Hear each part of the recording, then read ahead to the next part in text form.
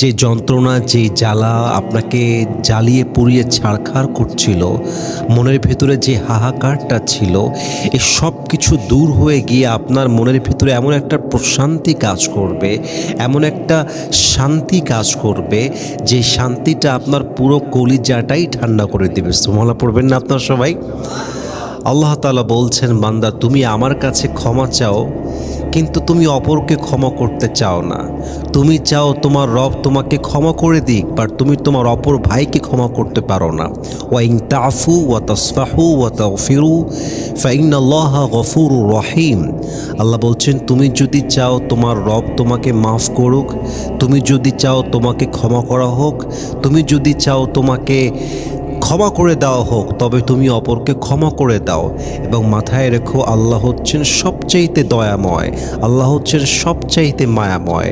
তো আপনি যখন আপনার ভাইকে মাফ করে দেন, অপরকে মাফ করে দেন, ক্ষমা করে দেন মন থেকে, সাথে সাথেই আল্লাহ তাআলা আপনার মনের ভিতরে এমন এক প্রশান্তির বাতাস বয়ে দেন, যে বাতাসটা আপনার পুরো কলিজাটা, পুরো মনটা, পুরো জীবনটাকে শান্তময় করে দেবে। সুবহানাল্লাহ পড়বেন না আপনারা সবাই? এক নাম্বার নেয়ামত, আল্লাহ আপনার মনটাকে শান্ত করে দেবেন, আপনি একটা মনের শান্তি খুঁজে পাবেন। 2 নাম্বার, যখন আপনি কাউকে ক্ষমা করে দেন, সাথে সাথেই আল্লাহ আপনাকে একটা বেড়াজাল থেকে মুক্তি দান করে। বেড়াজালটা কেমন ছিল?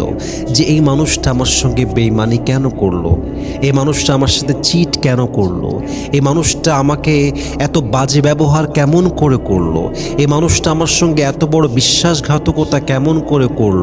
এই যে ভেতরে একটা জ্বালা পোড়া, it will burn your inside, এটা আপনার ভেতরটাকে জ্বালিয়ে পুড়িয়ে একটা সময় ছারখার করে দেবে। কিন্তু আপনি যখনই ক্ষমা করে দেন, যে ঠিক আছে আমি ক্ষমা করে দিলাম, ঠিক আছে আমি আল্লাহর জন্য ছেড়ে দিলাম, ঠিক আছে সে যা করেছে ওটা আল্লাহ দেখে নেবে, ঠিক আছে সে যা করবে এটা সময়ের খেলা, সময় তাকে বুঝাই দিবে, আমার জায়গা থেকে আমি তাকে মাফ করে দিলাম। যখনই আপনি কাউকে মাফ করে দেন, সাথে সাথেই আল্লাহ তাআলা আপনার ভেতরের যে একটা বেড়াজাল ছিল, যে বেড়াজালে আপনি আটকে ছিলেন, যেই যন্ত্রণায় আপনি আটকে ছিলেন, যেই যন্ত্রণা আপনাকে অনেকটা জ্বালিয়ে পুড়িয়ে মারছিল, সাথে সাথেই আল্লাহ তাআলা ওই বেড়াজাল থেকে মুক্তিদান করে আপনার জীবনে আপনাকে আকাশচুম্বী উপরে পৌঁছায় দিবে। সুবহানাল্লাহ পড়বেন আপনার সবাই? তো এই যে বেড়াজালটা আপনার ভেতরে আছে, জ্বালা কাজ করে, দেখে নিব, I will take the revenge, আমি প্রতিশোধ নিব, আমি তাকে শেষ করে ফেলবো, আমি দেখে নিব, সময় কথা বলবে, আমি আমার জায়গা থেকে প্রতিশোধ নিয়েই ছাড়বো। এই যে একটা মানুষের অ্যাটিটিউড, রিভেঞ্জ মাইন্ডসেট, আপনি এই মাইন্ডসেট নিয়ে আর যাই হোক না কেন হ্যাপি হতে পারবেন না, সুখী হতে পারবেন না। সুখী আছে ক্ষমার ভিতরে, সুখী আছে দয়ার ভিতরে, সুখ রয়েছে ইগনোর করার ভিতরে, সুখ রয়েছে যত যাই হয়ে যাক ওভার রিয়্যাক্ট না করা, যত যাই হয়ে যাক বেশি বাড়াবাড়ি না করা।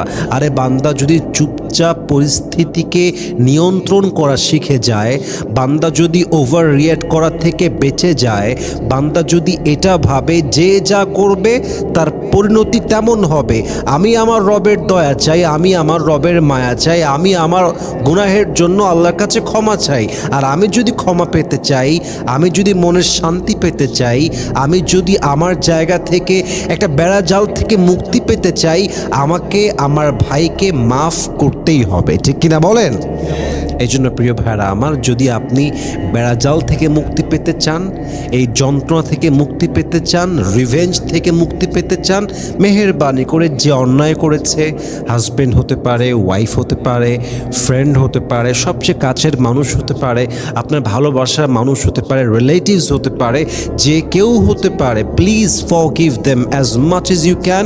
You have to try your best to forgive people. যতটুকু আপনি পারেন চেষ্টা করবেন মানুষকে ক্ষমা করার জন্য। আল্লাহ আমাদের সবাইকে বোঝার তৌফিক দান করুক, পড়েন সবাই আমিন। সর্বশেষ একটি পয়েন্ট হলো, আপনি যখন মানুষকে মন থেকে ক্ষমা করে দিবেন, আল্লাহ তাআলা আপনার প্রতি দয়া করবেন। আল্লাহ আপনাকে দয়া করবেন কিভাবে? যে আল্লাহ আপনাকে অনেক সামনের দিকে এগিয়ে নেবে। মাথায় রাখবেন, আপনি যখন কাউকে ক্ষমা করে দেন, আল্লাহর দয়ার সাগরটা আপনার জন্য আরও বিশাল হয়ে যায়। আপনি যখন কাউকে ক্ষমা করে দেন, আপনি আপনার জীবনে না অনেক সামনে এগিয়ে যেতে পারেন। দেখবেন যে আমরা মাঝে মাঝে মানুষকে ক্ষমা না করার জন্য সামনে আগাতে পারি না। হয়তো তালাক হয়ে গিয়েছে, হয়তো কোনো সম্পর্কে বিচ্ছেদ হয়ে গিয়েছে, আপনি আজীবন এটাই ভাবতেছেন, ও এটা কেন করেছিল, ও আমারে কেন ছাড়লো, ওইরকম বেইমানি কেন করলো। এই কাজগুলো না, এই চিন্তাগুলো আপনাকে আটকে রাখে, আপনি সামনে আগাতে পারেন না।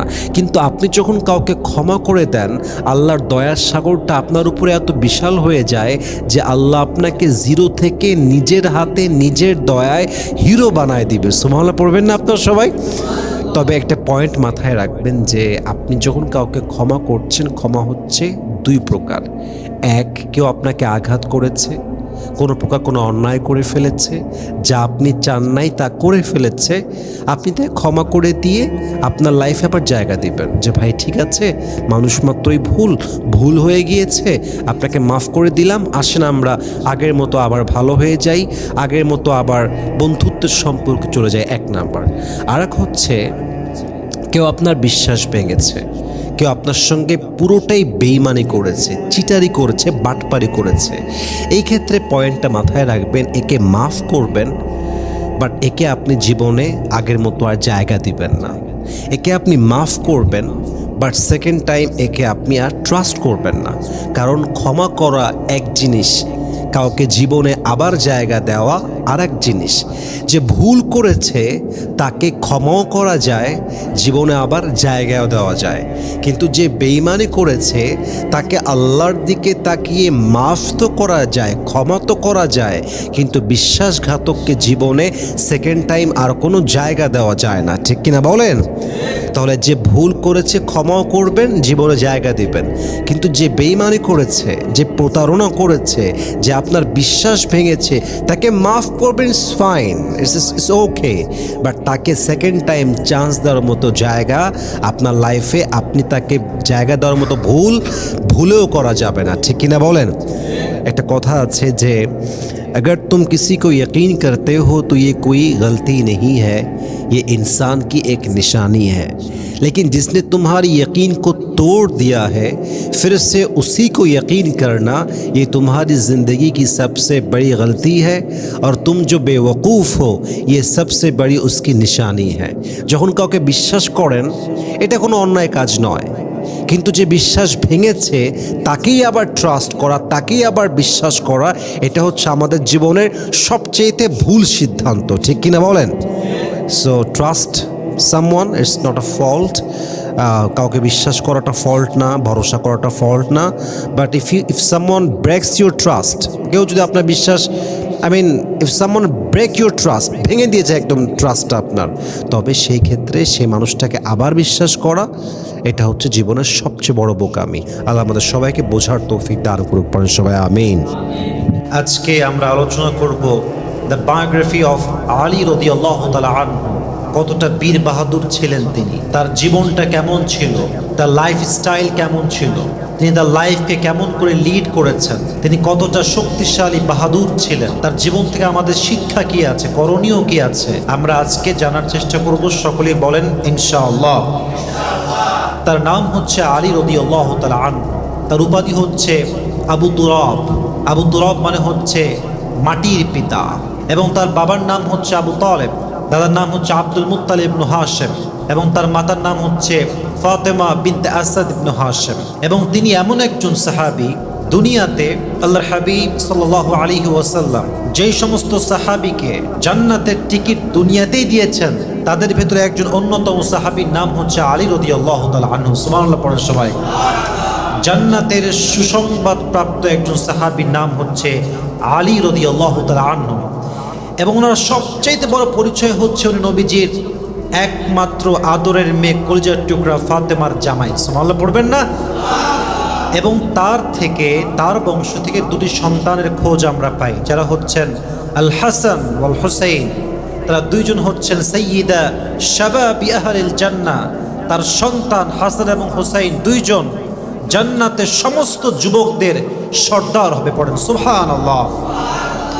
তবে সাহাবায়ে কেরামদের মাঝে রাগী সাহাবীর নাম হচ্ছে ওমর ফারুক রাদিয়াল্লাহু তাআলা আনহু, যিনি অনেক বেশি রাগী ছিলেন, অনেক বেশি তার ক্রোধ ছিল, গরম ছিল অনেক বেশি। তবে সাহাবা ইকরামদের মাঝে যাকে বলা হয় সিংহ, বাঘ, আসাদুল্লাহি আল গালিব, আল্লাহর সিংহ, সবচেয়ে বীর বাহাদুর শক্তিশালী, তার নাম হচ্ছে শেরে খোদা আসাদুল্লাহি আল গালিব আলী রাদিয়াল্লাহু তাআলা আনহু। সুবহানাল্লাহ পড়েন সবাই। তার বাহাদুরি কত বেশি, তার শক্তি, তার ভেতরের যে অসম্ভব পাওয়ার, এটা কত বেশি, এটা বোঝার জন্য আমরা কিছু ঘটনা জানার চেষ্টা করব। সকলে বলেন ইনশাআল্লাহ। উহুদের যুদ্ধের পরে, বদরের যুদ্ধের পরে আল্লাহ তাআলা মুসলিমদেরকে বিজয় দান করলেন। মুসলিমদের অবস্থান খুবই শক্ত হয়ে গেল। মুসলমানদের আর্থিক অবস্থা, শক্তির দিক থেকে, রাষ্ট্রের দিক থেকে, ক্ষমতার দিক থেকে মুসলমানরা সবচেয়ে উঁচু শিখরে পৌঁছে গেল।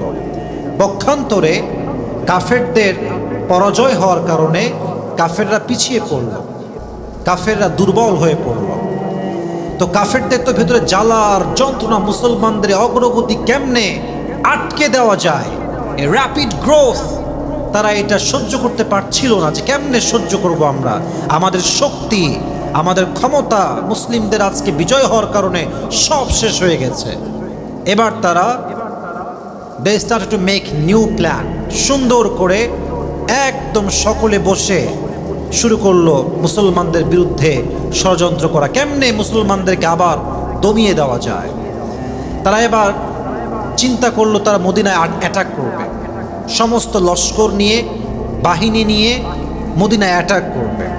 তো এই খবরটা নবীজির কানে পৌঁছে গেল যে কাফেররা মদিনায় আক্রমণ করবার জন্য প্রস্তুতি গ্রহণ করছে। তো সাহাবা একরাম থেকে নবীজি একটা বিশাল বড় পরামর্শ নিলেন, সবাইকে এক জায়গায় ডেকে বিশাল বড় একটা পরামর্শের জন্য একটা সভা করলেন, যে আমরা কেমন করে কাফেরদের এই মোকাবেলা করতে পারি, তাদের ষড়যন্ত্রকে আমরা কেমন করে রুখে দিতে পারি, এটা আমাদের প্ল্যান করতে হবে। তো এক একজন সাহাবী এক একটা পরামর্শ দিল যে এইটা করলে ভালো হয়, ওইটা করলে ভালো হয়। তো একজন সাহাবী, তার নাম হচ্ছে সালমান ফারসি রাদিয়াল্লাহু তাআলা আনহু, তিনি ডাক দিয়ে বললেন, ইয়া রাসূলুল্লাহ, ইয়া হাবিবাল্লাহ, আমার প্ল্যান হচ্ছে মদিনায় আসার রাস্তা হচ্ছে মোট 4টা, তার মাঝে 3 দিক থেকে মদিনায় বেষ্টিত করা, পুরোটাই ঘেরা, রাস্তা মাত্র একটা। বলেন সবাই কয়টা? রাস্তা একটা, বাদ বাকি 3টা রাস্তা হচ্ছে বেষ্টিত। অর্থাৎ মদিনায় প্রবেশ করতে চাইলে রাস্তা বা রোড ওপেন আছে মাত্র কয়টা যুবক ভাইরা? জাস্ট একটা রাস্তা ওপেন।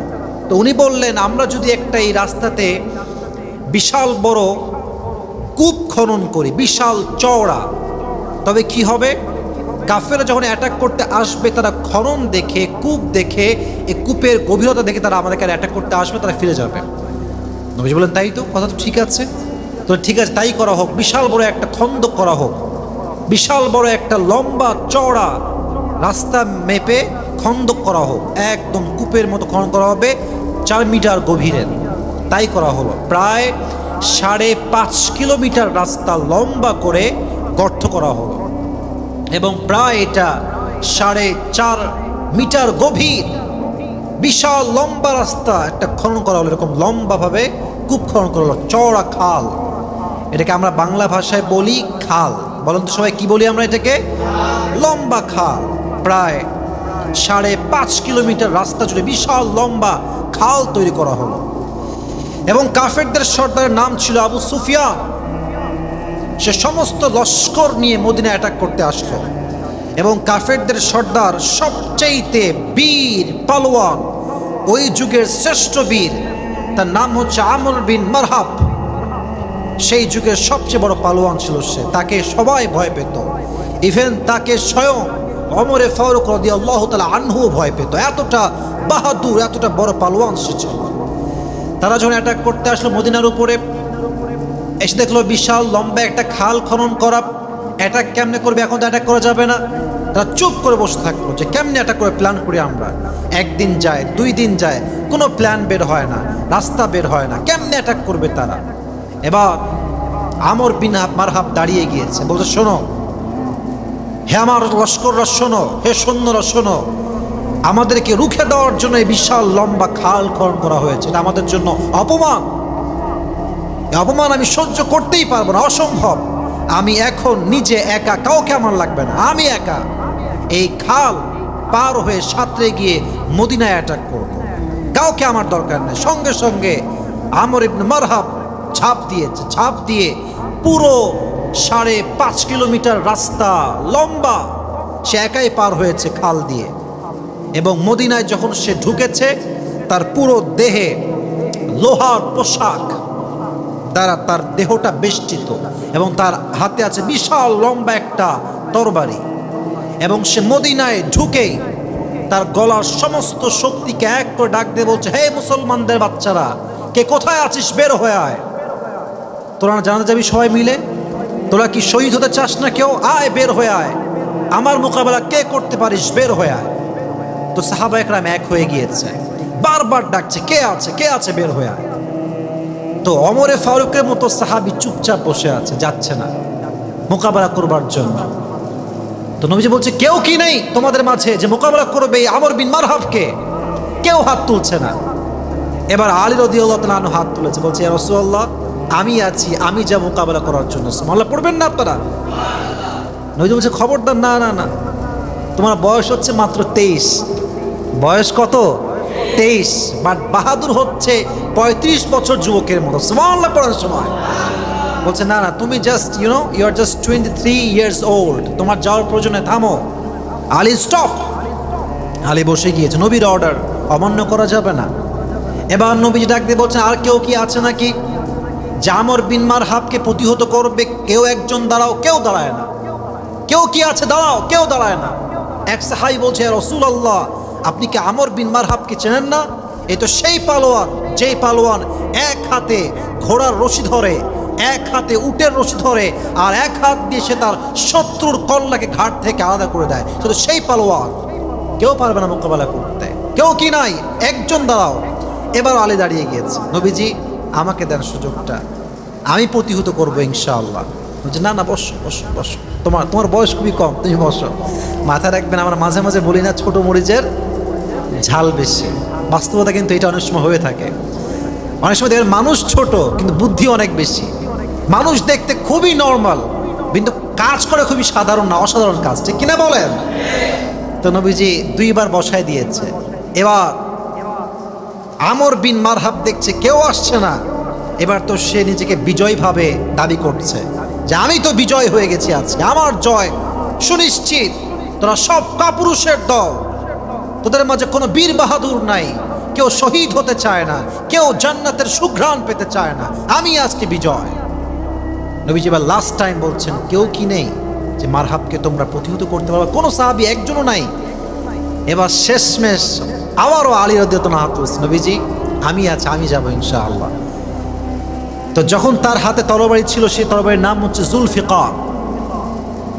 বললেন, যাও তুমি গিয়ে প্রতিহত করো, দেখো আমরা দেখবো যে তুমি কেমন ভাবে তাকে মোকাবেলা করছো। এবার আলী তার সামনে আসছে মারহাবের। মারহাব বলছে, মান্নাংতা, তুমি কে? বলছে, আনা আলী, আমার নাম হচ্ছে আলী। আলী? আলী বিন আব্দুল মুত্তালিব? তুমি কি আব্দুল মুত্তালিবের ছেলে আলী? বলছে, না না, আমি হচ্ছি আলী বিন আবি তালেব, বাবার নাম হচ্ছে আবু তালেব। বলছো, তুমি তোমার ভাতিজা হও, আমি তোমার চাচার বয়সী, খবরদার, যাও যাও যাও। এই ছোট্ট মানুষকে মেরে আমি কি করব? আমার তো একটা ব্যক্তিত্ব আছে, তোমাকে মারা আমার শোভায় পায় না, যাও যাও যাও যাও। বড় কাউকে পাঠাও, বড় পালোয়ানকে পাঠাও, যার সঙ্গে যুদ্ধ করা আমার জন্য শোভা পায় আর ব্যক্তিত্বের সঙ্গে যায়। আলী বলছে, তুমি কাকে কি বলছো? তুমি আমাকে চেনো? আমি হচ্ছি সেই বাহাদুর যাকে আল্লাহ তাআলা সমস্ত কাফেরদের জন্য সিংহ করে পাঠিয়েছে। সুবহানাল্লাহ পড়েন।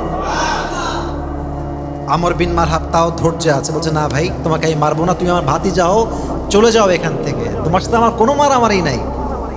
কিন্তু আলী যায় না, আলী বলছে, আমি যুদ্ধ করেই ছাড়বো। এবার আমর বিন মারহাব বলছে, তুমি কি তোমার সন্তানকে ইয়াতীম বানাতে চাও? তুমি কি তোমার মায়ের বুককে খালি করতে চাও?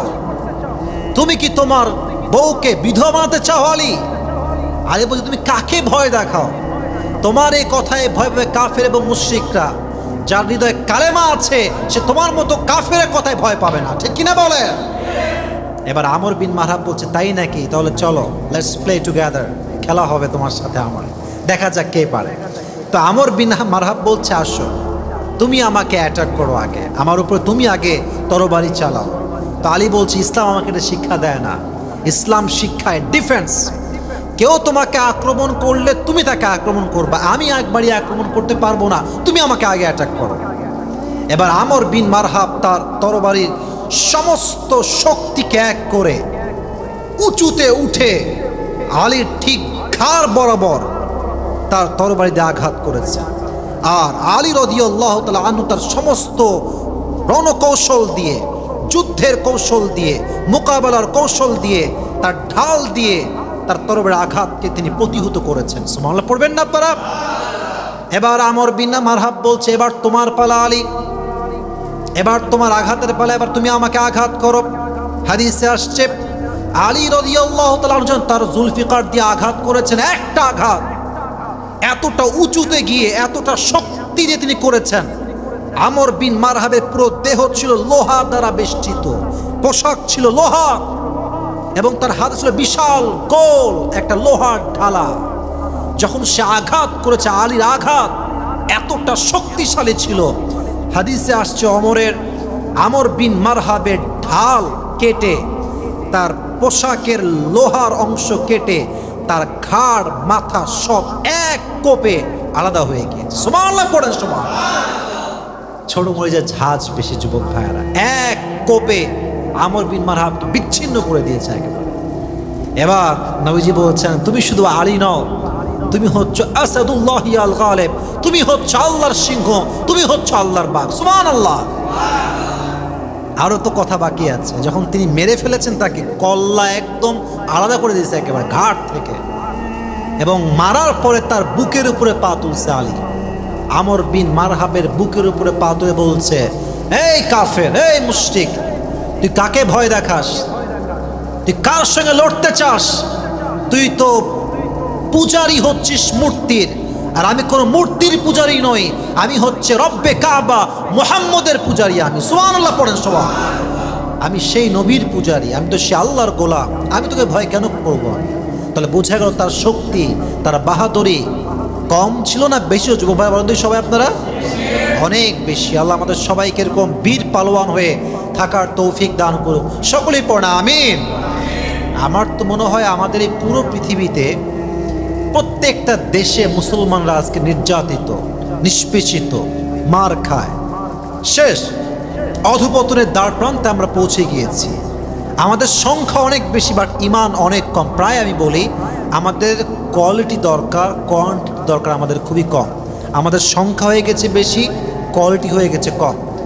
আলীর মতো যদি কয়েকজন সাহাবী আজকে দুনিয়ায় থাকতো, একজন হলে পুরো বিশ্বে ইসলামের রাজ কায়েম হয়ে যেত, ঠিক কিনা বলে? এরকম সাহস লাগবে, শক্তি লাগবে যুবক ভাইয়ারা। আল্লাহ আমাদের সবাইকে বীর পালোয়ান হওয়ার, বীর শক্তিশালী হওয়ার তৌফিক দান করুন। সকলেই পড়া আমিন। এবার আসেন আলী রাদিয়াল্লাহু তাআলা আনহুর ইনসাফ কত বেশি ছিল, তার আদল কত সুন্দর ছিল। ওনার তরবারি ছিল খুব দামি তরবারি। প্রত্যেকটা রাজার, প্রত্যেকটা প্রধানমন্ত্রীর স্পেশাল তরবারি থাকতো সে সময়। তো এটা একসময় হারিয়ে যায়। তো উনি খোঁজার জন্য বের হয়ে দেখছেন যে সেই তরবারিটা একজন লোক বাজারে বিক্রি করছে। ভালো করে বুঝবেন, এটা একটা শিক্ষা আছে যে ইনসাফ কাকে বলে, ইনসাফ ন্যায়পরায়ণতা কাকে বলে। তো উনি দৌড় দিয়ে বলেন এই ভাই আপনি কেন বিক্রি করছেন এই তরবারিটা? তো আমার তরবারি। আর যে বিক্রি করছিল সে হচ্ছে মুসলমান নয়, সে একজন ইহুদি। তো ইহুদি বলল যে কি বলছেন আপনি, এটা তো আমার তরবারি। বাট তরবারি তো ইহুদির নয়, এটা হচ্ছে কার তরবারি যুবক ভাইয়েরা? আলী রাদিয়াল্লাহু তাআলা তরবারি এটা। তো উনি বলছেন যে তাহলে চলো আমরা বিচার দায়ের করি, দেখা যাক কার তরবারি এটা দাঁড়ায়। তো সেই সময়ে বিচার দায়ের করা হলো আদালতে।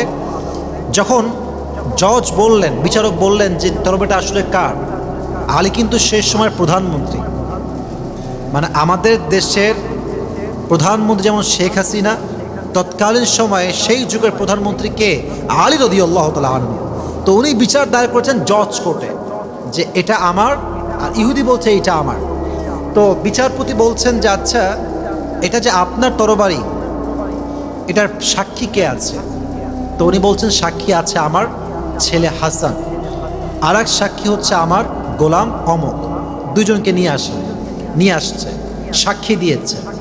তখন বিচারপতি বলছেন যে আমার পক্ষে সম্ভব নয় এই তরবারি আপনাকে দেওয়া, কারণ মাথায় রাখবেন ইসলামের নিয়ম হচ্ছে বাবার পক্ষে ছেলের সাক্ষী এবং মালিকের পক্ষে গোলামের সাক্ষী ইসলামে গ্রহণযোগ্য নয়।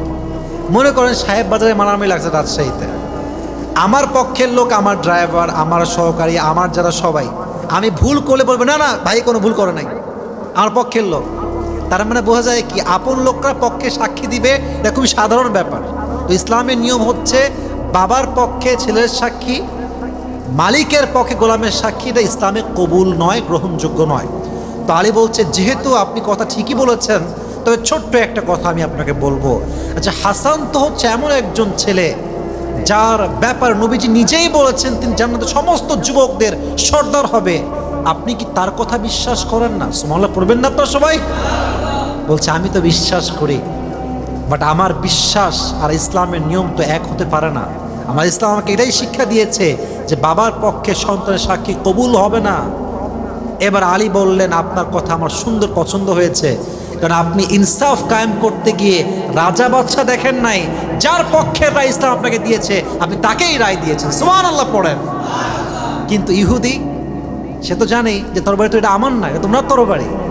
কিন্তু ইসলামের এই সুন্দর বিধান দেখে, এত সুন্দর স্যারেন্ডার দেখে যে আলী চাইলে প্রধানমন্ত্রী, এই প্রধানমন্ত্রী তরবারি নিতে পারে না, অর্থে জোর করে পারে কি পারে না? একটা অর্ডার যে আমার অত এটা আমাকে দিবি না, মানে তুই তোর খবর আছে আজকে দিবি না, মানে দিতে বাধ্য। বাট তিনি তা করেন না। এই সৌন্দর্য দেখে ওই ইহুদি ওই জায়গাতে কালেমা পড়ে মুসলমান হয়ে গিয়েছে। ইনসাফ, ইনসাফ করতে হবে। আপনি যত বড় হন, ইনসাফ না করতে পারলে আপনি মানুষের কাতারে সামিল হবেন না, ঠিক কিনা বলেন?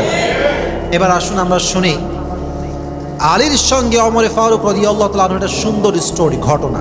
আপনার সবাই বিরক্ত হয়েছে নাকি যুবক ভাইয়েরা? সবাই তাকবীর দেন, লিল্লাহি তাকবীর। হাদিসে আসছে একদিন আলী রাদিয়াল্লাহু তাআলা আনহু ঘুমিয়ে আছে। সবাই আমার চোখে চোখ রাখবেন। ঘুম থেকে উনি স্বপ্ন দেখছেন যে নবীর পেছনে নামাজ পড়লেন, ফজরের নামাজটা। এটা আমি প্রায় মাহফিলে বলেছি।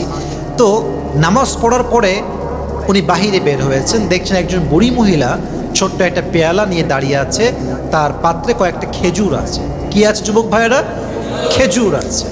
তো উনি বললেন যে শোনো আলী, এই খেজুরগুলো তুমি নবীকে গিয়ে দাও এবং বলো এটা একটি বুড়ি মহিলা দিয়েছেন, এবং উনি দোয়া চেয়েছেন যেন ওনার বাগানে আরও বেশি খেজুর প্রতিদিন আসতে থাকে, আল্লাহ যেন দান করে। তো তিনি তাই করেছেন। খেজুরের পাত্র নিয়ে এসে নবীকে বলছেন, নবীজি এই খেজুরটা বুড়ি মহিলা দিয়েছে, আপনাকেও খেতে বলেছে, সাহাবা একরামদের মাঝেও বন্টন করতে বলেছে। খেজুরের পাত্র নবীজি নিলেন, নিজে একটা খেলেন, আলীকে একটা দিলেন। আলী বলেছেন খেজুরের স্বাদ এত বেশি ছিল, আমি যখন ঘুম থেকে উঠেছি ওই খেজুরের স্বাদ আমার মুখে তখনও লেগেছিল। সুবহানাল্লাহ পড়বেন না আপনারা? তো এত স্বাদ দেখে সে বলছে, ইয়া রাসূলুল্লাহ জিদনি তামরাতান Ukhra, give me on piece মোর, আমাকে আর এক পিস দেন, এ তো বড় সুস্বাদু। এই কথা বলেই ঘুম ভেঙে গেছে, নবীজি তাকে একটা কিছু দেয় নাই। তো তখন তিনি ঘুম থেকে উঠে আবার গিয়েছেন মসজিদে নববীতে নামাজ পড়বার জন্য। তো নবী তো ওয়াফাত করেছেন, নবী তো মৃত্যুবরণ হয়ে গিয়েছে, নবী তো দুনিয়াতে চলে গেছে, ইন্তেকাল হয়ে গিয়েছে, ওয়াফাত হয়ে গিয়েছে। তো নবীজির জায়গায় মুসল্লা দাঁড়িয়ে আছেন ওমর ফারুক রাদিয়াল্লাহু তাআলা আনহু। এবার তিনি গিয়ে ফজরের নামাজ পড়েছেন। নামাজ পড়েই মাসনুন দোয়াগুলো পড়তে পড়তে বের হচ্ছেন। যখনই বের হয়েছেন দেখছেন স্বপ্নে যেমন দেখেছেন ঠিক তেমনভাবেই একজন বৃদ্ধা মহিলা বাহিরে দাঁড়িয়ে আছে। দেখ তার হাতে একটা পাত্রও আছে, খেজুরও আছে। উনি অবাক হলেন, কিরে স্বপ্নে দেখলাম এইটা সঙ্গে সঙ্গে মিলে গেল, যা দেখলাম তাই হয়ে গেল। এবার তিনি পাত্র নিয়ে আসছেন নবীজির কাছে, রাসূলুল্লাহ না নবীর কাছে না, ওমরের কাছে। ইয়া ওমর, অমক বুড়ি এই খেজুরগুলো দিয়েছে, আপনাকে খেতে বলেছে, সাহাবা একরামদের মাঝে বন্টন করতে বলেছে। এবার ওমর ফারুক রাদিয়াল্লাহু তাআলা আনহু খেজুরের টুকরাটা নিয়ে নিজে একটু খেলেন, আলীকে একটু দিলেন, এত স্বাদ। এবার আলী বললেন, ইয়া ওমর জিদনি তামরাতান উখরা, এত স্বাদ এইটা, আমাকে আর এক টুকরা দেন খেজুর, আমার খুব ভালো লাগতেছে খাইতে। এবার ওমর ফারুক বলছে, ইয়া আলী লাউ আন্না রাসূলুল্লাহ সাল্লাল্লাহু আলাইহি ওয়াসাল্লাম যাদাত লাজিদনা, যদি আল্লাহর হাবিব তোমাকে এক টুকরা বাড়ায় দিত তাহলে আমি অমর তোমাকে আজকে এক টুকরা খেজুর বাড়াই দিতাম। সুবহানাল্লাহ পড়বেন না আপনারা? এবার আলী তো অবাক, বলছে ইয়া ওমর ইয়া খলিফাতুল মুসলিমিন আহিয়া রুইয়া আম গায়বুন ইত্তালাতা আলাইহা, আপনি গায়েব জানেন নাকি, নাকি আপনাকে স্বপ্নে বলা হয়েছে? এটা আপনি জানেন কেমনে যে আমাকে নবীজি খেজুর আর বেশি বাড়ায় দেন নাই? তখন তিনি বললেন, একটা উত্তর দিলেন যে ঈমান, আমাদের হৃদয় ঈমান, বলেন তো সবাই, আছে না নাই? শুনে না, জোরে বলেন, আছে না নাই? উনি বললেন ওয়ালাকিন, যখনই কোনো বান্দা তার ঈমানের নূর দ্বারা নূরান্বিত হয়ে যায় তখন সে ইয়ারা বিনুরিল্লাহ, তখন সে আল্লাহর নূর দিয়েই সব কিছু দেখতে পায়। সুবহানাল্লাহ পড়বেন না আপনারা? আমি কোনো গায়েবও জানি না, আমি কোনো স্বপ্নও দেখি নাই, বাট আমার ঈমানের নূরই আমাকে এই খবরটা দিয়েছে। সুবহানাল্লাহ পড়েন সবাই। তাহলে বোঝা গেল, যেই বন্ধুর মাঝে ঈমান আছে, যেই বন্ধুর মাঝে তাকওয়া আছে, আল্লাহর ভয় আছে, সেই বন্ধুর সঙ্গে বন্ধুত্ব করার দরকার। যুবক ভাইরা, আছে না নাই? আল্লাহ আমাদের সবাইকে এমন বন্ধু চুজ করার তৌফিক দান করুক। সকলেই আমরা পড়ছি আমিন। এবার আসুন আমরা পারিবারিক জীবনে যাওয়ার চেষ্টা করি। আলী রাদিয়াল্লাহু তাআলা আনহু পারিবারিক জীবনটা কেমন ছিল, এটা শেষ হলে আমাদের ওয়াজটা আজকে শেষ হয়ে যাবে, তবে একটু লম্বা হবে। আমি চাই আপনারা মনোযোগ দিয়ে শোনেন, আদবের সাথে, ভদ্রতার সাথে শুনবেন। সবাই তাকবীর দেন, লিল্লাহি তাকবীর। আর একটা তাকবীর দেন, লিল্লাহি তাকবীর। আচ্ছা, আমি প্রশ্ন করছি, সবাই উত্তর দিবেন। বলেন তো সবাই, আলী রাদিয়াল্লাহু তাআলা আনহুর স্ত্রীর নাম কি ছিল? কি বলবেন তো সবাই দেখি যুবক ভাইয়েরা? ফাতেমা। বলেন তো সবাই, নাম ছিল কি? ফাতেমা রাদিয়াল্লাহু তাআলা আনহা। বিয়েটা কেমনে হয় একদম শর্টকাটে বলছি, প্রেসাইজলি বলছি। ফাতেমার বিয়ের বয়স যখন হয়ে যায়, সর্বপ্রথম ফাতেমাকে বিয়ে করার জন্য কয়েকজন সাহাবী প্রস্তাব নিয়ে আসেন বিয়ে করার জন্য। তার মাঝে একজন ছিল ওমরে ফারুক রাদিয়াল্লাহু তাআলা আনহু। এসে বলছেন, ইয়া রাসূলুল্লাহ, ইয়া হাবিবাল্লাহ, আমি আপনার মেয়েকে বিয়ে করতে চাই, আমি আপনার মেয়েকে স্ত্রী হিসেবে কবুল করতে চাই, আপনার মতামত জানতে চাই। নবীজি মাথাকে নিচু করলেন, কোনো জবাব দিলেন না, একদম চুপচাপ। ইয়েসও বললেন না, নো বললেন না, ইয়েস না নো, চুপচাপ। এরকম তিনজন সাহাবী আসছেন, সবার ক্ষেত্রে নবীজির মাথা নিচু ছিল, চুপচাপ, no answer, no reply, no জবাব, কোনো উত্তর নাই। তো তিনজন বুঝে গিয়েছে যে আমাদের প্রপোজাল ইজ নট অ্যাকসেপ্টেড, এটা গ্রহণযোগ্য হয় নাই, এটা নবীজি কবুল করেন নাই। তো অনেক লম্বা ঘটনা, জাস্ট প্রেসাইজলি বলছি। আলী রাদিয়াল্লাহু তাআলা আনহুর একজন বন্ধু ছিল, তার নাম হচ্ছে Abdur Rahman bin Auf, the biggest business magnate in Arabic world. সবচেয়ে ধনী, সবচেয়ে বড় ব্যবসায়ীর নাম হচ্ছে আব্দুর রহমান বিন আউফ, যার সম্পত্তি যদি আমি দেশের হিসাব করি, বাংলাদেশের হিসাব করি, কয়েক হাজার ডলারের, কয়েক হাজার টাকার মালিক সে ছিল। সুবহানাল্লাহ পড়বেন না আপনারা সবাই? সে হচ্ছে আব্দুর রহমান বিন আউফ।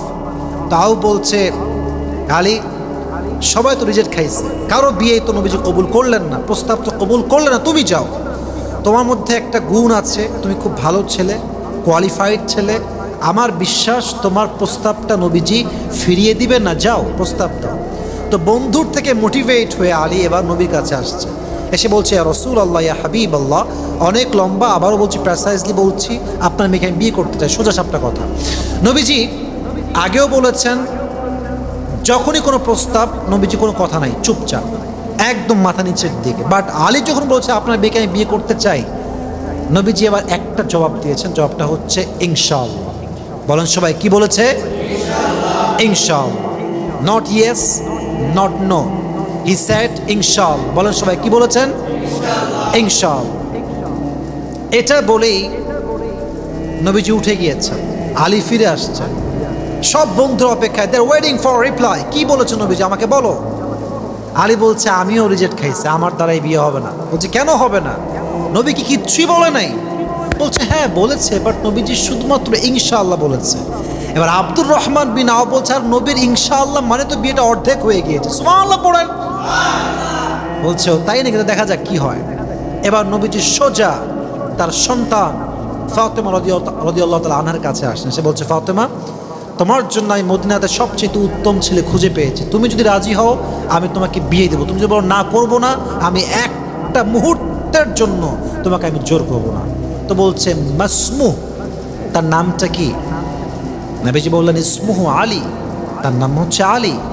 ফাতেমা নামটা শোনার সাথে সাথেই একটা মুচকি হাসি দিয়েছে। আর ইসলামী শরীয়ত অনুযায়ী মেয়ে যদি কোনো প্রস্তাব শুনে ইয়েস নাও বলে, যদি শুধু একটু মুচকি হাসি দেয়, তার মুচকি হাসিটাই হচ্ছে হ্যাঁ বা সম্মতির লক্ষণ। সুবহানাল্লাহ পড়েন আপনারা? তখন তিনি দুইজনকে ডেকে সুন্দর করে বিয়েটা দিয়েছেন। শিক্ষা কি? What is the moral of the story? বোঝেন ভালো করে। শিক্ষা হচ্ছে, বুঝবেন, ফাতেমা কার মেয়ে? শেষ নবীর মেয়ে, মুহাম্মদুর রাসূলুল্লাহ সাল্লাল্লাহু আলাইহি ওয়াসাল্লাম। বলো সবাই সাল্লাল্লাহু আলাইহি ওয়াসাল্লাম। বিয়েটা যে হবে আলীর সঙ্গে ফাতেমার, এটা জমিনে ফয়সলা হয় নাই, এটা আসমান থেকে ফয়সলা, আল্লাহর পক্ষ থেকে ফয়সলা। সুবহানাল্লাহ নাই আপনাদের সবার? আচ্ছা, আলীর জন্য ফাতেমা, ফাতেমার জন্য আলী। নবীও ইয়েস, ফাতেমা তো পরে বলেছেন, বাট আলী আগের থেকে ইয়েস। এবং আল্লাহর পক্ষ থেকে সিদ্ধান্ত যে আলীর সঙ্গে ফাতেমারই বিয়ে হবে। এত কিছুর পরে নবী যখন মেয়ের কাছে গিয়ে বলছেন, আম্মা যান, অমুক ছেলের সঙ্গে বিয়ে আপনাকে দিতে চাই, আপনি কি রাজি আছেন কি না? এটাই প্রমাণ, পাত্র যতই ভালো হোক, যতই সরকারি চাকরিজীবীওয়ালা হোক, কয়েক কোটি টাকার মালিক হোক, বাট মেয়েকে আপনার জিজ্ঞেস করতেই হবে যে আপনার মেয়ে বিয়েতে রাজি আছে কিনা। ঠিক কিনা বলেন? যার সঙ্গে মেয়েকে বিয়ে দিলে আপনার কবিরা গুনাহ হবে মেয়ের সম্মতির বাহিরে গেলে। আল্লাহ আমাদের সবাইকে বোঝার তৌফিক দান করুক। সকলেই মন খুলে পড়না আমিন।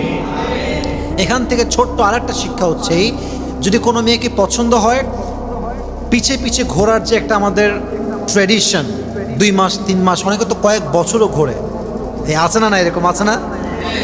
ঘোরে, কিন্তু শেষমেশ বিয়েটা তারা পোল্ট্রি মায়েরা বিয়ে করে আর এক জায়গায়। ঠিক কিনা বলেন?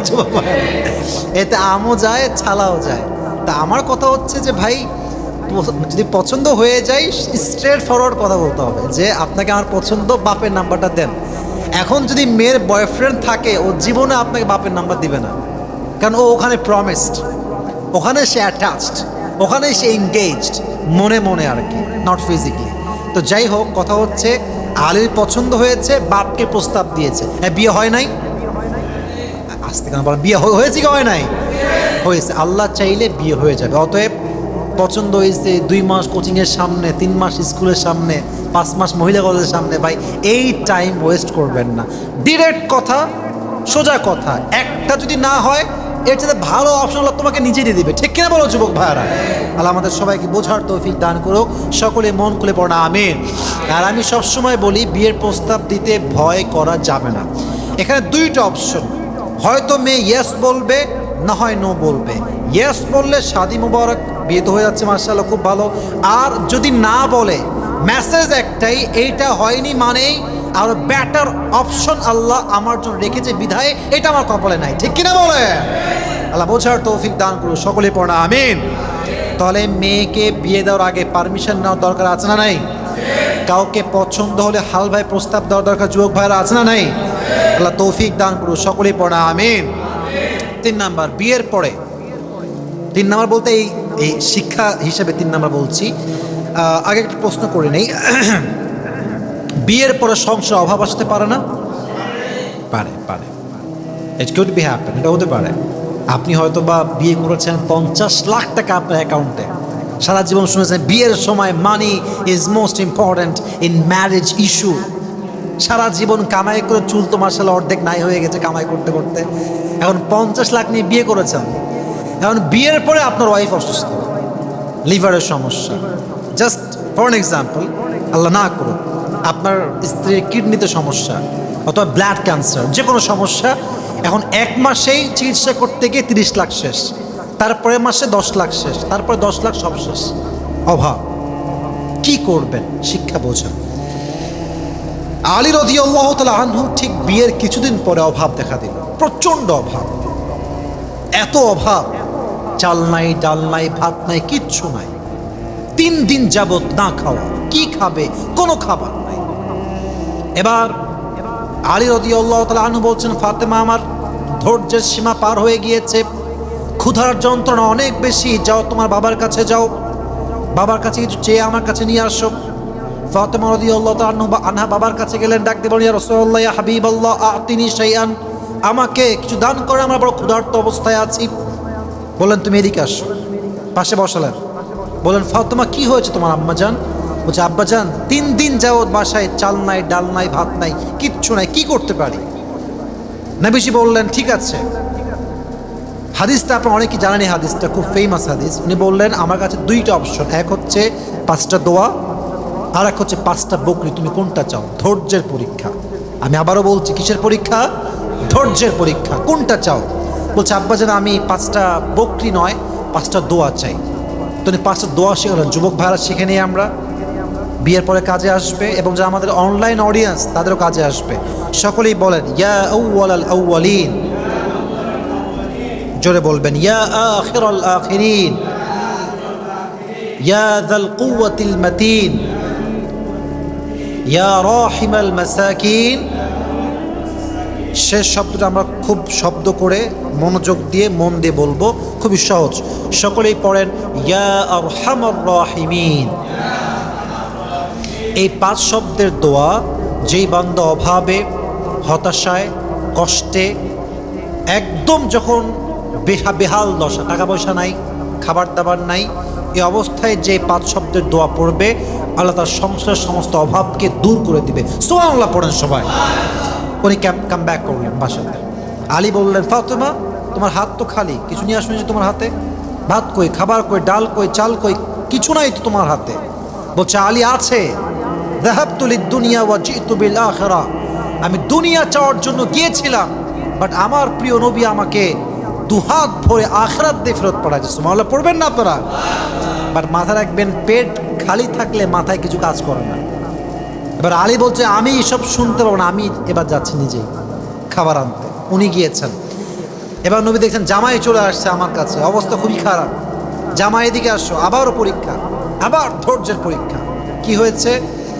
বলছে তোমাকে আমি খাবার দিব, আমার কোনো আপত্তি নেই, আমার কাছে 5000 বকরি আছে এবং 5টা দোয়া আছে, তুমি কোনটা নিতে চাও? আল্লাহর সেখানে দোয়া নাকি 5000 বকরি? আলী বুঝে গিয়েছে আমার ধৈর্যের পরীক্ষা চলছে। উনি বলেন ইয়া রাসূলুল্লাহ, যতই কষ্ট হোক, যতই অভাব হোক, আমি 5000 বকরি চাই না, আল্লাহর শেখানো 5টা দোয়া আমাকে আপনি শিখাই দেন। সুবহানাল্লাহ পড়বেন না? 5টা দোয়া শিখুনি বাসায় ফিরে আসলেন। বাবা এবং মা অর্থাৎ আলী এবং ফাতেমা 2 জন মিলে আমল শুরু করলেন 5 শব্দের দোয়ার আমল। দোয়া, সবর, ধৈর্য, নামাজ, এই 3টা মিলিয়ে জীবন শুরু করলেন। অচিরেই, অতি শীঘ্রই হাদিসে আসছে তাদের সমস্ত অভাব আল্লাহ নিমিষেই দূর করে দিয়েছে। সুবহানাল্লাহ। অতএব বোঝা গেল অভাব আসলে বউ যদি কয় এই কি বিয়ে করছি, মগলার বেটা মগলা, খাওয়াইতে পারে না, কসমেটিক নাই, এদিকে আমার কার নাই, আমি যে বাইক করবো বাইকটাও নাই, কিছুই নাই, এরা বিয়ে করে আমার জীবনটাই শেষ। ওই স্বামীটা হয়তো ভালো কিছু করতে পারতো জীবনে, বাট বইয়ের এই কথাগুলো শুনলে একটা স্বামী কি করবে তো দূরের কথাও, গলায় ফাঁস দিয়ে মরে যায়, ঠিক কিনা বলে? এজন্য অভাব আসলেই কিন্তু আপন মানুষের মূল পরিচয়, মূল চেহারাটা বের হয়ে যায়, যে কে আপন কে পর। মাথায় রাখবেন দুনিয়ার বেশিরভাগ সম্পর্ক টিকে থাকে স্বার্থের উপরে। স্বার্থ থাকলেই সম্পর্ক মাশাআল্লাহ গুণগানে ভরা, স্বার্থ শেষ বদনাম ছাড়া কিছুই আপনি পাবেন না, ঠিক কিনা বলে? এই জন্য প্রত্যেকটা বউকে আমার বিনীত আবদার, স্বামী অভাবে থাকলে ডিমোটিভেট করবেন না। You have to motivate your husband from your best level of capacity as much as you can. যতটুকু পারেন মোটিভেট করেন।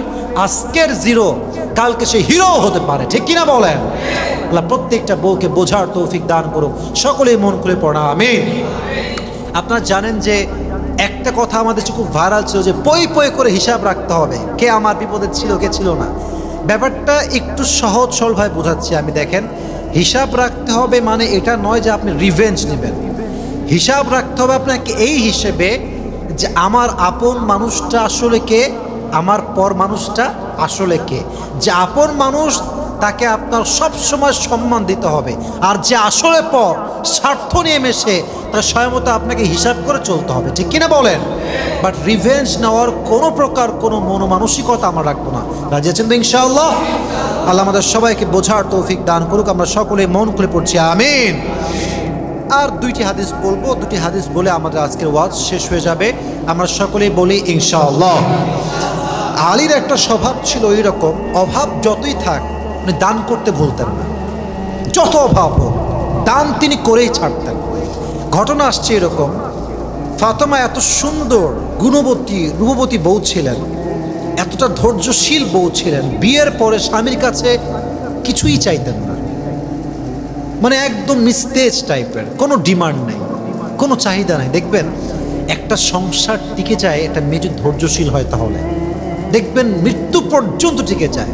আর যেই বউ বিয়ের সঙ্গে সঙ্গে আমাকে এইটা দাও, ওইটা দাও, এই ঘর আমার ভাল লাগে না, এই এসি ব্র্যান্ড ভাল লাগে না, এই ফ্রিজটা আমার পছন্দ না, এই ড্রেসিং টেবিলটা আমার ভালো লাগে না, এরকম বউ আছে না? আছে না? আছে না? আছে। যারা ফেসবুকের শুনে তারা বুঝবে আছে না নাই। এইটা পছন্দ না, এই এখন স্বামী কয় তোরেই আমার পছন্দ, তুই এখানে ভাগ যা, তোরে আমার ভাল লাগে না। এটা হয়তো এখন দেখেন মেয়ের ডিমান্ড একরকম, ছেলের চাহিদা কি আর এক রকম। মেয়ে কয় একটা, ছেলে কয় আর একটা। এখন যখন কথার মিল আর হয় না, তখন স্বামী ঠাস করে একটা বাজে কথা, এই তোর মতো মেয়ে আমি জীবনেও চাইনি, এটা ফালতু মেয়ে। আমি বলে তোমার এত বড় সাহস, তুমি আমাকে কথা বললা, আমি থাকবোই না এই বাড়িতে, তুই যা, বের হয় এখান থেকে। এখন সে বের হয়ে গেল, এই যে সম্পর্কের ফাটল শুরু হয়ে গেল। এটা একটা পর্যায়ে কি হয়, ডিভোর্সের পর্যায়ে গড়িয়ে যায়, ঠিক কিনা বলেন? আমি মনে করি আমার এটা মানে ব্যক্তিগত একটা মতামত, এটা আমার লাইফের একটা রিয়েলাইজেশন। সেটা হচ্ছে যে অবশ্যই প্রত্যেকটা স্ত্রীর উচিত স্বামীর অবস্থান বুঝে ডিমান্ড করা। কথা কি আমার বোঝা যায় যুবক ভাইরা? এখানে কেউ ম্যারিড কেউ আনম্যারিড, ডাজন্ট ম্যাটার, কথাগুলো বুঝলেই সারলো, কথা বুঝলেই সারলো। বইয়ের উচিত আমার স্বামীর অবস্থান কি। মনে করেন কথা বুঝবেন আপনি, আমি একটু এক্সাম্পল দিচ্ছি, তো আমার এটা অনলাইনে যাবে, অনেকে শুনবে। আমার স্বামী বেতন হচ্ছে মাত্র 50,000। কত হাজার? আরও কম হতে পারে, কিন্তু আমি জাস্ট মোটামুটি লেভেলে বললাম। এখন বউ যদি কয় আমার ফ্ল্যাট লাগবে, ওই ফ্ল্যাট যে ফ্ল্যাটের ভাড়াই হচ্ছে 80,000 টাকা, স্বামীকে প্রোভাইড করতে পারবে? আচ্ছা একটা কেন, আচ্ছা আপনার স্বামীর পুরো বছরে সমস্ত কিছু মেনটেন করে তার সেভিং থাকে মাত্র 2 লাখ টাকা, নাও থাকতে পারে, বেশিও হতে পারে, জাস্ট এক্সাম্পল দিচ্ছি। এখন আপনার ডিমান্ড হচ্ছে তুমি এই বছরে যা পাবা গুছায় গাছায় আমার জন্য আশেপাশে যাওয়ার জন্য একটা সুন্দর গাড়ি কিনে দিবা। আচ্ছা বলেন তো ভাই, 2 লাখ টাকায় কোনো ভালো কার কি পাওয়া যায়? যায় না। তো এই যে বইয়ের ডিমান্ড আউট অফ এক্সপেকটেশন, একদম একদম লিমিট ছাড়া, এটার দ্বারা কি হয়, স্বামী তার বউকে আর সামলাইতে পারে না। 1 মাস 2 মাস যায়, পরে গিয়ে একটা সুন্দর সাজানো গোছানো সংসার নিমিষেই ধ্বংস হয়ে যায়, ঠিক কিনা বলে? তো ফাতেমা কিছু চাইতেন না, একদম চুপ, চাই না। ইভেন হাদিসের ভাষ্যটা হচ্ছে এরকম যে আলী এতটা বিরক্ত যে আমার বউ চায় না কেন রে। কথা কি বোঝা যায় যুবক ভাইরা? মানে স্বামী বিরক্ত কেন, চায় না কেন? একটা তো চাইবে কিছু, আর আমাদের দেশে বিরক্ত আমরা কেন, এত চাই কেন রে, এত কেন চাই তো? বাবারে বাবা, তুই 3 বেলা খাবি, মাঝে মাঝে তোকে পার্কে ঘোরাবো, বাস, আর কি লাগে, এত চাই কেন? আমাদের অভিযোগ হচ্ছে এরকম। বাট ফাতেমার কাছে আলীর অভিযোগ কি, তুমি চাও না কেন রে ভাই, বলো কি চাই তোমার। তো দেখেন, মানে যদিও আমি খুব ইমোশন দিয়ে বলছি, বাট আমার কথা কি অবাস্তব না বাস্তব যুবক ভাইরা বলেন? তো ফাতেমা বলছে যে, ফাতেমা ভাবছে কি চাওয়া যায়, কি চাবো। এখন বলতেছে তুমি না চাইলে তোমাকে আমি ছাড়বো না, তোমাকে চাওয়াই লাগবে আজকে। তো বলছে ঠিক আছে, আমার চাওয়া হচ্ছে তুমি আমার জন্য একটা ডালিম কিনে নিয়ে আসবে। সুবহানাল্লাহ পড়বেন না আপনারা? আর আমাদের দেশের মেয়েরা, তুমি আমার জন্য iPhone 15 নিয়ে আসবা, সামনে বের হবে আগস্ট মাসে। কথা ঠিক কিনা বলেন যুবক ভাইয়েরা? আর সুযোগ পাইলে আর ছাড়বে না, না পারে যে দুনিয়ার সবই চেয়ে বসে। স্বামী আসতে বলে ছাড় দেওয়া আমার আর যাবে না। তো যাই হোক, মজা করছি। তো উনি বললেন ডালিম নিয়ে আসো। ঠিক আছে, ডালিম আনতে গেছেন। ডালিম আনতে যাওয়ার পরে যখন ডালিমটা নিয়ে কাম ব্যাক করবেন বাসার দিকে, ইন দ্য মিন টাইম একজন অসহায় গরিব দুঃখী আসছে, বলছে আলী ডালিমটা আমাকে দাও, আমি খুব অভাবে আছি, খুব কষ্টে আছি। ওই মুহূর্তে এতটা দানের হাত বড় তার, কোনো দিক না তাকিয়ে সঙ্গে সঙ্গে ডালিমটা আল্লাহ রাস্তায় দান করে দিয়েছে। সুবহানাল্লাহ পড়েন সবাই। ডালিমটা দান করার পরে হুঁশে আসছে, কিরে কি করলাম। বাড়িতে আসার পরে গেট যখন নক করবে তখন দান করে ফেললাম, বউ তো ডালিম চাইছিল, এখন টাকাও নাই পকেটে যে আবার ডালিম কিনতে যাবে। তো দেখেন যখন গেট খুলেছে, গেট খোলার সাথে সাথেই ফাতেমার আদর্শ এত সুন্দর, তার আদর্শে আমি কোরবান হয়ে যাই, উৎসর্গ হয়ে যায়। আমি স্বামীর চেহারা দেখেই বুঝে গেছে যে আমার স্বামী ডালিমটা আল্লাহ রাস্তায় দান করে দিয়ে চলে আসছে। সুবহানাল্লাহ পড়ে। তো আলীকে বলছে, আলী তোমাকে বলতে হবে যে তোমার হাত ফাঁকা কেন, তোমার হাত যে ফাঁকা এটা দেখে আমি বুঝে গেছি আমার স্বামী ডালিমটা আল্লাহ রাস্তায় দান করে আসছে। সুবহানাল্লাহ। তুমি অসুস্থ ছিলেন, ফাতেমা অসুস্থ ছিলেন, বলছে তুমি আমার কাছে আসো, তুমি আমার পাশে এসে বসেছে।